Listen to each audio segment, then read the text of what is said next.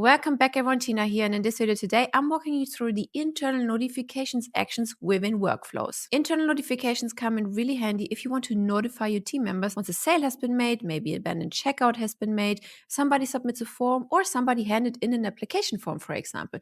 No matter what the trigger is, you can notify your team via SMS, WhatsApp, email, or maybe via the internal app notifications via desktop or push notification via your phone. Let me show you how you can set this up. So first we want to navigate to automations on the left, click on workflows at the top, and then select your workflow in question. And then from here we can set a trigger. Like I said, for example, form submitted or somebody opted into a webinar. Okay, so let's select the form.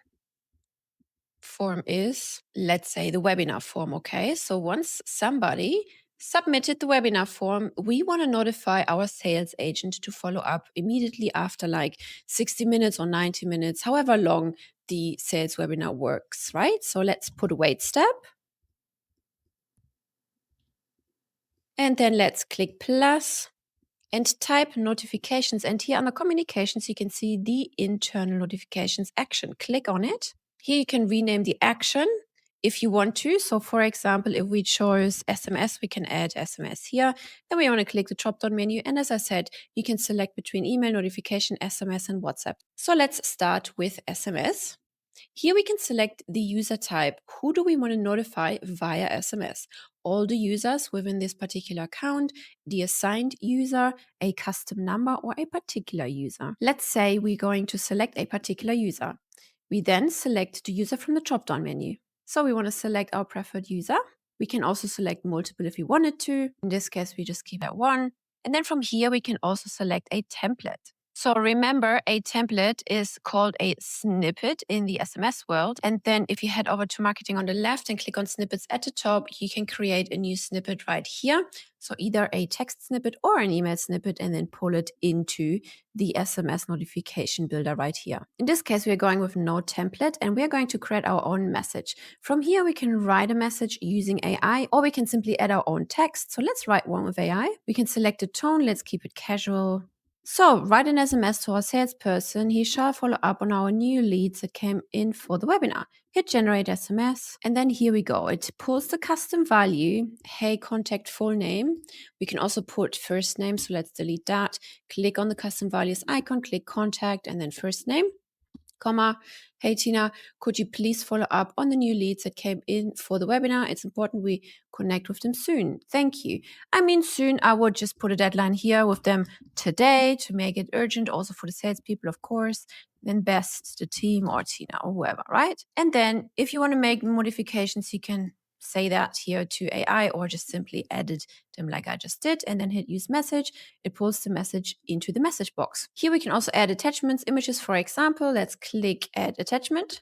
Let's select this image and hit open. And then here you can see the image has been attached. That will then be sent as an internal notification SMS to Tina Demo as the user. Or you can add a direct URL in here. Maybe you have stored an image inside the media library and you can grab that URL from there and place it in here. You could also add custom values if you have custom values added and stored an image behind those custom values. And then lastly, you can also test it.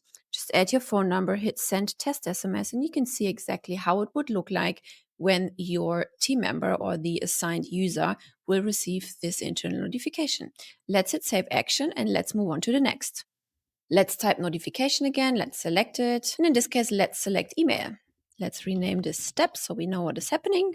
Type of notification, yeah, email, great. From name, here you can put your name or the company name, wherever that comes from. From the email, I would suggest you put the sending domain. Okay, we have our sending domain stored via custom values under sending email. That looks like this. Let me show you real quick. If you go to custom values on the left, you can see here under sending email, this is the key that we've just inserted. And then here we have our sending email attached to that particular custom value. So here we have basically the subdomain that is sending an email that you have created under email services. Okay, so that is pulling into the from email. Then to who are we going to send this? Again, same as before, to all users, to assigned user, to a particular user, or a custom email. Let's say in this case, we're just going to send it to all users. Here we have also the option to CC or BCC. So if you wanted to CC yourself in, for example, you can do that. Click the CC button. And then here you would add the email. And then here you would add the subject line and important notification. For example, you can also pull custom values again here and add names or phone numbers or whatever you want. Then here again, you can pull a template, which you've created prior. In this case, we want to select none as we want to write our own message. Hey, and then we want to add the username, right? So user first name.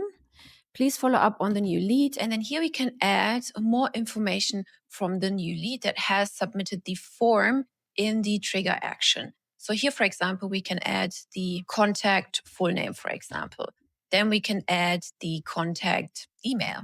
Then we can add the contact phone number and so on and so forth. Down here, again, you can also add attachments. So let's add this image. And right here, you can send yourself a test email to see how it would look like. Once you're satisfied, hit save action. Now it doesn't let us save. So let's scroll up and see why not. Oh, because we didn't add a subject line.